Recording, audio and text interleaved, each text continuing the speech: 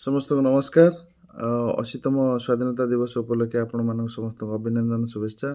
ଓଡ଼ିଶା ରାଷ୍ଟ୍ରବାଦୀ ସଂଘ ସାମାଜିକ ସଂଗଠନ ତରଫରୁ ଆପଣମାନଙ୍କୁ ସମସ୍ତଙ୍କୁ ଅଭିନନ୍ଦନ ଓ ଶୁଭେଚ୍ଛା।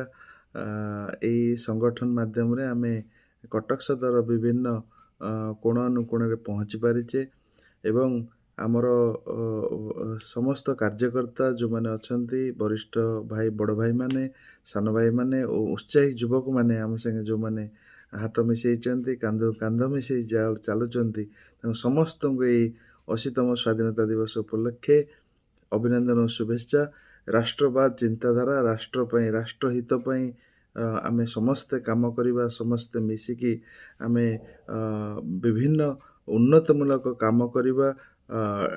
ବହୁ କାମ ବାକି ରହିଯାଇଛି, ତା ପାଇଁ ଆମେ ସମସ୍ତେ ଲଢ଼େଇ କରିବା ଏବଂ ରାଷ୍ଟ୍ରବାଦ ଚିନ୍ତାଧାରା, ରାଷ୍ଟ୍ରକୁ ଭଲ ପାଇବା, ରାଷ୍ଟ୍ର ପାଇଁ ସମର୍ପିତ, ରାଷ୍ଟ୍ରକୁ ଏକା ସାଙ୍ଗରେ ଯୋଡ଼ିବା, ଯେକୌଣସି ଜାଗାରେ ରହିଲେ ବି ଗୁଣ୍ଡିଚି ମୂଷା ଭଳିଆ କାମ କରିବା।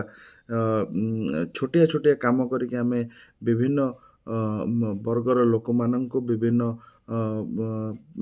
ସାମାଜିକ କାର୍ଯ୍ୟକ୍ରମକୁ ଜାରି ରଖିବା ଏବଂ ଏହି ରାଷ୍ଟ୍ରବାଦୀ ସଂଘ, ଆମ ଓଡ଼ିଶା ରାଷ୍ଟ୍ରବାଦୀ ସଂଘ ତରଫରୁ ଆମେ ସବୁବେଳେ ଚେଷ୍ଟା ରଖିଛୁ, ଜାରି ରଖିଛୁ।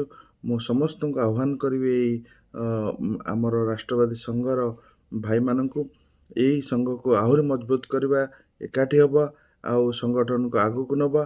ମୋର ଏଇ 80ତମ ସ୍ୱାଧୀନତା ଦିବସ ଉପଲକ୍ଷେ ଆପଣ ସମସ୍ତଙ୍କୁ ଏଇ ଆହ୍ୱାନ, ଆଉ ମୁଁ ସମସ୍ତଙ୍କୁ ଅନୁରୋଧ କରିବି ଏଇ ଓଡ଼ିଶା ରାଷ୍ଟ୍ରବାଦୀ ସଂଘ ସାଙ୍ଗେ ଯୋଡ଼ି ହୁଅନ୍ତୁ, ଆସନ୍ତୁ ଏବଂ ଏଇ ରାଷ୍ଟ୍ରବାଦୀ ସଂଘକୁ ଆଗକୁ ନେବା ପାଇଁ ମୁଁ ସମସ୍ତଙ୍କୁ ଅନୁରୋଧ କରିବି।